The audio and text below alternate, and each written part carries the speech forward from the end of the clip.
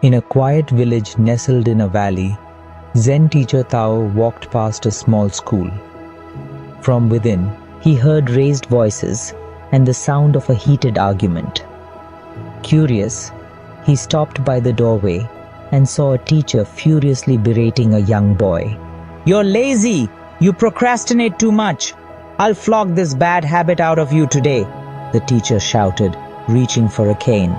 "Wait," Tao said calmly, stepping into the classroom. "Why are you so angry with this boy?" The teacher turned, startled. "He never does his work on time. He always delays, and I've had enough." Tao smiled gently and asked, "Do you know why he procrastinates?" "No," the teacher replied curtly. "Have you asked for his side of the story?" Tao continued. The teacher scoffed. "What story? There's no excuse for this behavior. Everyone knows he's just lazy. Besides, I am right and he is wrong." Tao's calm expression faltered for a moment, but he quickly regained his composure. "Mr. Teacher," he said, "may I ask you a question? What is right and what is wrong?" The teacher fell silent, unable to respond. Tao nodded knowingly. The reason there are wars, conflicts, and divisions all over the world is because we waste time arguing over who is right and who is wrong, instead of focusing on what is needed. The teacher, now curious, asked, "Then tell me, Master Tao, what is right and wrong?" "There is no absolute right or wrong," Tao replied. "There are only different perspectives. Take this boy, for instance. You are ready to punish him without hearing him out, because his actions do not align with your perspective. But to truly guide someone, you must first understand them. Only by seeing the world through his eyes can you begin to help him." The teacher hesitated, then nodded reluctantly. "Fine," he said. "Ask him." Tao turned to the crying boy. His gentle voice softened as he asked, "Does it hurt?" The boy wiped his tears and nodded. "I'm sorry you feel this way, but tell me, why do you procrastinate?" Tao asked. The boy hesitated, then said, "For someone to procrastinate, they must have an idea in mind, right? But sometimes I'm just tired of failing over and over again. Sometimes I don't have anyone to help me with my plans. And when frustration creeps in, I give up or delay. I don't want to keep trying just to fail again. But I don't understand why everyone blames me for it. Is procrastination really so wrong?" The boy's tears fell freely now, his shoulders trembling. Tao knelt beside him and placed a comforting hand on his shoulder. "My boy," Tao said, "I will teach you how to overcome procrastination, but first, let me explain why it can hold you back." Two gestured toward the river visible through the classroom window. "Do you see that stone in the river?" The boy nodded. "It has been there for as long as I can remember," Tao said. "Every day, the river flows around it, tirelessly. The stone has not moved an inch.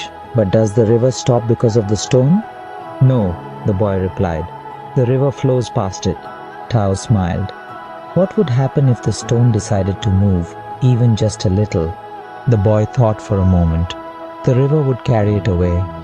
"Exactly," Tao said. "Procrastination is like that stone. It keeps you stagnant, while life, like the river, flows on. The river doesn't wait, and neither does life." The boy's eyes widened with understanding. "Many people procrastinate because they fear failure or lack support," Tao continued. "But do you know what successful people do? They take action.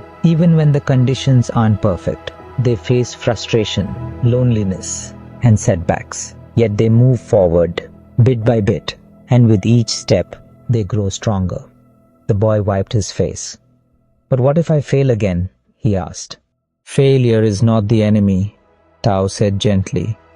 "The real enemy is standing still. Every failure teaches you something valuable. Every step forward, no matter how small, brings you closer to your goal. The key is to start, even when you feel unsure. Progress is built on action, not perfection." The boy nodded, determination glinting in his tear-streaked face. Tao turned to the teacher. "See now, Mr. Teacher, Punishment is not the answer. Understanding and guidance are the true tools of change. Instead of debating what is right and wrong, we should try to understand each other from different perspectives. Only then can we see why the other party is right or wrong, and then be able to convince them. The teacher bowed his head in shame. "Thank you, Master Tao," he said. "I see my error." From that day on, the boy began taking small steps toward his goals. And whenever frustration crept in, he remembered the river and the stone, and he chose to flow. Tao's lessons spread throughout the village, teaching young and old alike that procrastination is not an insurmountable flaw. It is a challenge to be understood, a stone to be moved, one small step at a time.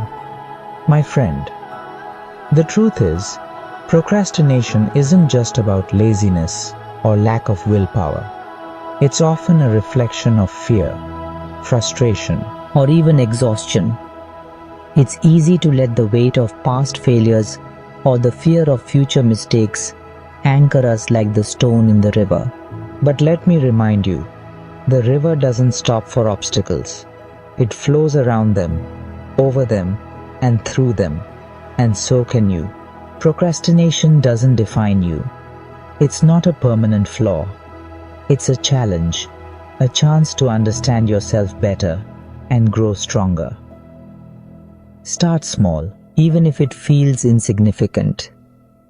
Take that first step, because every step forward is a victory over the fear of standing still. Remember, the key is to act, not to wait for the perfect moment. Perfection is a myth. Progress is real. Think about this. Every successful person you admire started with nothing but a dream and the courage to take the first step. They faced failures, frustrations, and setbacks, but they didn't let the stone of procrastination hold them back. They moved, little by little, and so can you. Here's my challenge to you. What's one thing you've been putting off? Start today. Don't think about the whole journey. Just focus on that first step. You don't have to see the entire path. You just have to move. If you've recently lost someone or are facing difficult times, the Peace in the Light Summit is here for you. Discover inner peace and healing through world-renowned speakers, guided meditations, and transformative insights to help you reconnect with your true self. Don't miss this life-changing journey. Sign up now.